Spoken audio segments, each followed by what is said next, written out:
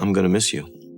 After Rob Reiner's passing, the heartbreak didn't end at the funeral. It froze into something sharper, colder, and painfully personal. When the will was finally read, Roy and Jake were left speechless.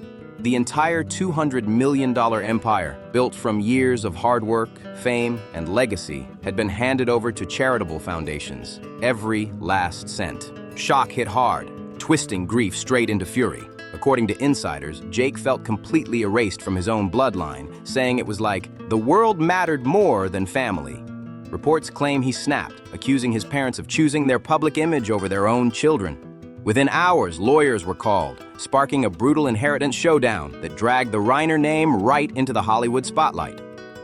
As the legal storm gathered, secrets began to spill. Layers of the family's carefully guarded private life peeled away for everyone to see. Nearly 2 weeks after the tragic events of December 14, 2025, the family finally held a quiet goodbye. But that happened only after the Los Angeles coroner finished every examination.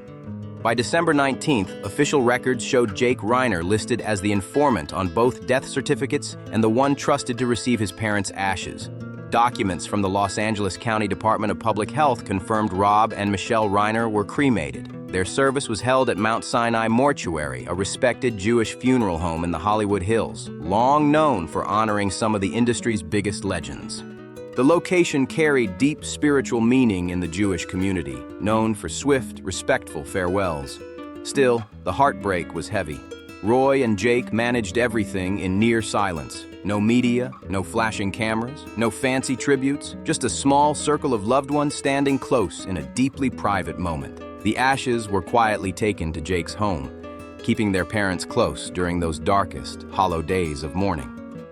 Sources whisper that no final resting place has been chosen yet, leaving that chapter painfully unfinished. Some have murmured that the ashes might one day be scattered in a special place that held meaning, or perhaps laid to rest in a family plot. But peace didn't last. Just days later, paparazzi caught Roy and Jake walking into a top-tier Beverly Hills law firm, famous for handling elite Hollywood inheritance battles. Dressed in dark suits, sunglasses hiding their eyes, faces pale and tense, they didn't say a single word as cameras flashed wildly around them. As photographers screamed questions, those snapshots exploded across the internet within minutes. Headlines blaring about a $200 million inheritance war. Speculation went crazy. Everyone wanted to know why lawyers were called in so fast when no official word had come out about the assets. There hadn't even been a confirmed reading of the will yet. Roy kept quiet, eyes dim and distant, while Jake walked slightly ahead, standing between her and the flashing cameras like a shield. The chaos was deafening. You guys could still be Wesley and Buttercup. Hopefully we'll remember some of this. We'll remember having done this, one reporter shouted mockingly, trying to provoke a reaction. The press swarmed in tighter, firing off question after question about who had control, who the trustees were, and who really held the power over the estate.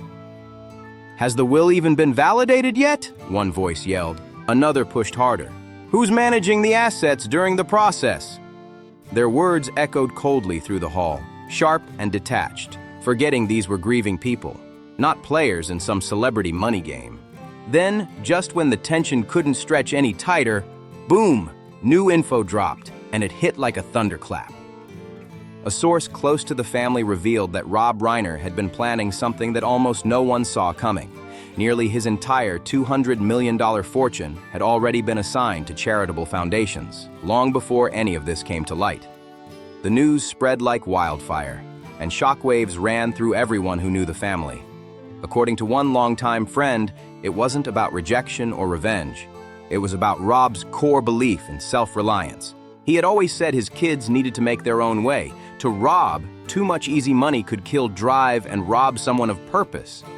That same friend remembered him saying often that Jake, Roy, and Nick had to carve out their own success stories. But Rob's thinking wasn't simple. It shifted depending on each child's struggles. With Nick, who'd faced personal challenges, Rob reportedly felt that too much comfort could actually hold him back.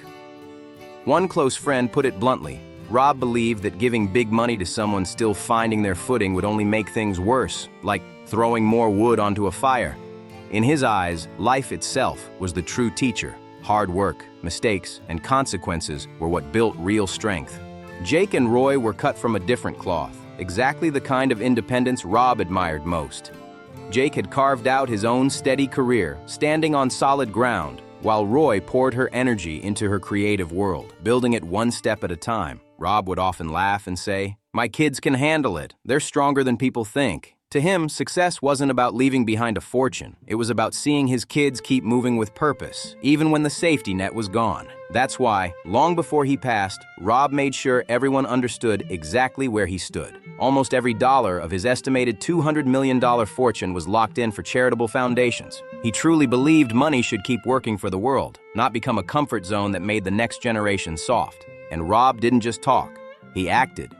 According to close sources, Rob personally tasked Roy with overseeing the sale of the Brentwood home and other properties, making sure every cent went straight into the causes he and Michelle had devoted their lives to: education, healthcare, and social programs that actually made a difference. One family friend shared a memory that now feels like a glimpse into Rob's soul. Rob once said, "Parents aren't here to build the road for their kids. They're here to teach them how to walk on their own." That mindset guided him right until the end. He knew his choices might sting, maybe even break a few hearts, but deep down, he believed his children would one day understand. But when reality hit, it hit hard. The philosophy that once sounded noble turned painfully complicated. Despite the paperwork, investigations, and endless legal jargon, not one of his children received a single cent. When that truth finally settled in, Jake and Roy were crushed. What came next wasn't just a legal reaction. It was pure heartbreak turning into defiance. Behind closed doors in a sleek Beverly Hills law office, the siblings reportedly faced their attorneys with disbelief and raw emotion. Roy, completely overwhelmed, broke down and whispered through tears, "This isn't fair." Jake, on the other hand, erupted with frustration, more explosive, more unfiltered. He allegedly said their parents had chosen to take care of the world, but forgot their own family. Those words weren't born from greed. They came from pain, from feeling invisible to the very people who had raised them to care, to give, to feel compassion. They weren't rejecting the charities or the causes. They were fighting against the quiet erasure of their place in their family's story. Determined to set things right, Jake and Roy started exploring every possible legal move. They dug through trust documents, timelines, and every clause that might be challenged. Soon, they brought together a powerhouse legal team, one known for high-stakes Hollywood inheritance wars. Jake didn't even blink. "We're not afraid. We've already lost everything," he said, his voice low but burning. Witnesses later described that moment as a verdict straight from the heart, not the court. From there, the legal firestorm took shape fast. The plan was daring. Go straight at the charitable foundations themselves. Their argument? That these charities had erased the biological children from their parents' legacy, leaving them with nothing but memories and media noise. Behind closed doors, the siblings made their intentions crystal clear. This wasn't about taking a share. They wanted everything back in the family name. Roy, quieter but just as determined, reportedly said, "I don't want a portion. I want it all. They're gone, and we're left with nothing." Their attorneys didn't sugarcoat it. Taking on respected public charities could blow up in their faces, sparking public outrage and possibly damaging Rob and Michelle's spotless reputations. But Jake didn't care. "Public opinion isn't my family," he shot back. That one line summed up the chaos ripping through the Reiner household, a war between principle and heartbreak. The legal team dove deep, pulling every scrap of evidence they could find: private journals, old emails, handwritten notes. Anything that might prove Rob's final decisions didn't truly match his emotional state before passing. One lawyer reportedly told them straight, "This isn't just about money, it's about rewriting what your father's legacy means." And that's exactly what it became. Not just a lawsuit, but an emotional collision of grief, loyalty, and resentment. The same values Rob had spent his life teaching: independence, accountability, self-reliance, were now the very sparks fueling his children's rebellion. This wasn't about philosophy anymore. It was about not getting the chance to ask why. Outside their home, the world continued to praise Rob Reiner as a legend of compassion and justice. But inside, his family was quietly breaking apart over those same ideals he had lived and preached. One close friend said softly, he believed they'd understand. He just left before finding out they weren't ready. That single line cut deep. The will had turned from a legal document into a mirror of heartbreak, reflecting love, legacy, and loss all tangled together. It showed that even the most generous intentions can leave scars no inheritance can heal. For decades, Rob and Michelle Reiner had been seen as one of Hollywood's most socially driven power couples, champions of equality, education, and human rights. Their passion didn't stop at donations. They built movements that changed lives. The I Am Your Child Foundation became a living monument to that vision, focusing on the critical early years of a child's life. Through groundbreaking films like I Am Your Child and The First Years Last Forever, featuring powerful voices like Tom Hanks and Oprah Winfrey, their work reached millions. The impact was massive, reshaping how parents across the country viewed early learning, emotional development, and the lifelong effects of nurturing. But Rob didn't stop there. Building on that momentum, he launched Parents Action for Children, a movement that took neuroscience and child psychology straight into the world of public policy. His mission was crystal clear: to make compassion and education part of every home and every law shaping the next generation. While the world saw legacy and love, behind those closed doors, the Reiner family was torn apart by the very ideals that once united them. What began as a father's dream to teach independence had spiraled into a courtroom storm that no one could have imagined. One of Rob and Michelle Reiner's biggest milestones came with Proposition 10, a bold campaign Rob personally led that slapped a small tax on tobacco products, funneling billions into First Five California. The results were massive, money pouring into health, education, and early childhood development programs that changed lives across the entire state. Rob's drive for equality didn't stop there. It never did. He went on to co-found the American Foundation for Equal Rights, a powerhouse that helped tear down barriers around marriage equality. That fight led straight to history, the 2015 Supreme Court ruling that changed marriage rights across the entire nation. But now, that same legacy built on fighting for others has become the center of a heartbreaking war. His own family split apart by the very ideals he once championed. While Rob was the loud, passionate public voice, Michelle was the quiet force, the strategist working behind the scenes. She managed press, organized celebrities, and made sure every campaign had heart and purpose. Together, they poured their souls into causes focused on education, mental health, and helping people rebuild their lives from the ground up. Most of their giving happened away from cameras. Rob used to say real charity didn't need applause. Even through his filmmaking, he tied art to purpose. His movies always carried deeper messages about empathy, humanity, and justice. He often hosted private charity screenings, quietly raising funds for causes like children's education, civil rights, and community outreach. Michelle, as a producer, was his perfect match. She fused her creativity with compassion, turning every project into something bigger than entertainment. Few people knew the two of them also sat on multiple advisory boards across California, especially those focused on child welfare and early education. They didn't just lend their names, they showed up. Friends recall them sitting through long meetings, combing through reports line by line, debating budgets to make sure every dollar truly made a difference. Rob and Michelle weren't symbolic figureheads. They were hands-on, dedicated, and relentless about results. Over the years, their influence reached all corners of Hollywood and politics. They hosted major fundraisers that drew in some of the biggest names in the country, raising millions for national campaigns and social justice efforts. At one point, insiders say Rob even considered running for governor of California. But in the end, he walked away from politics. His heart was in advocacy and storytelling, not power. When the country faced political division, Rob didn't sit on the sidelines. In 2017, he co-founded an independent committee to address election integrity and civic responsibility, with Michelle right beside him as always. Together, they also co-produced powerful documentaries like God and Country, which explored how faith and politics collide in modern America. Their legacy wasn't just about the money they gave, it was about change, real, measurable, human change. Millions of children got better access to early learning and healthcare. Families found new hope. Countless couples gained the right to love freely thanks to their efforts. Progressive ideas had been echoing louder and louder through Hollywood, and Rob Reiner was always right there in the mix, one of the loudest, most passionate voices for change. So when whispers spread that he planned to donate nearly all his wealth to charity, no one close to him was shocked. It made perfect sense. It matched how he lived.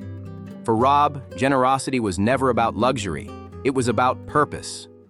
But that left one big question hanging in the air. How did Rob Reiner build such a massive fortune to begin with? The answer stretches back over decades inside the beating heart of Hollywood. It all started in front of the camera, with his breakout role as Meathead on All in the Family. That show didn't just make him famous, it made him a household name, opening every door that came after. But the real fortune? That came when Rob stepped behind the camera, where he proved himself not just an artist, but a powerhouse filmmaker and producer. Hit after hit rolled out of his hands.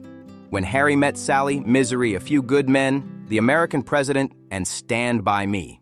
These weren't just movies. They were culture-shaping legends, and they weren't small hits either. They were box office gold mines that defined an era. During his peak in the late 80s and 90s, Rob was reportedly earning directing fees in the tens of millions per film, plus back-end profit shares that kept pouring in long after the theaters emptied out. That blend of creative genius and business instinct transformed him from actor to one of Hollywood's most respected filmmakers.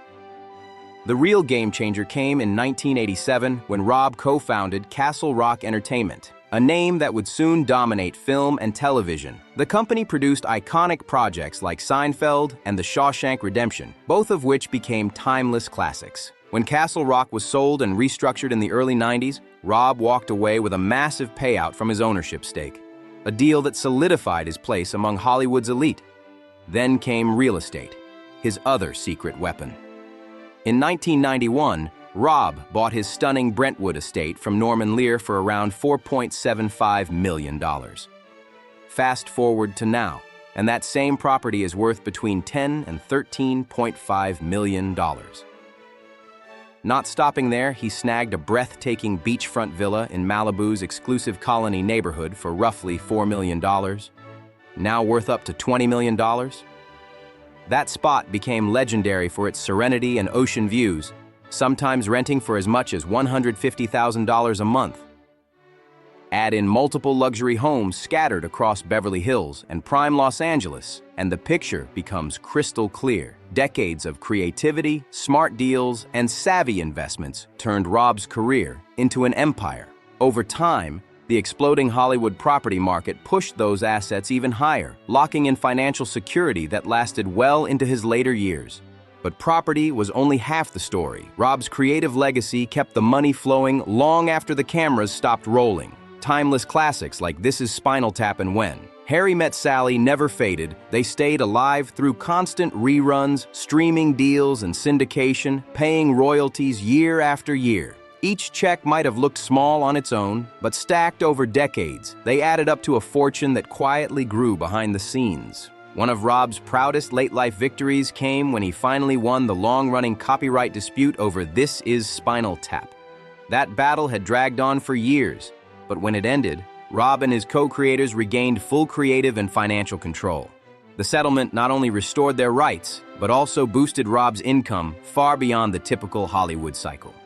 Rob Reiner always handled money with care, quietly, methodically, and with sharp instincts. He wasn't the type to gamble on flashy trends or throw cash at risky deals. Instead, he kept a smart, diversified investment portfolio, balancing stocks, real estate, and long-term assets to protect himself during Hollywood's unpredictable slow seasons. Those choices weren't glamorous, but they were powerful. They kept his fortune steady even when he took breaks from directing. But here's what so many people overlook: Michelle's role in all of it. She wasn't just his life partner, she was his strategy partner. Michelle co-produced major projects, advised on creative directions, and guided the family's biggest financial decisions.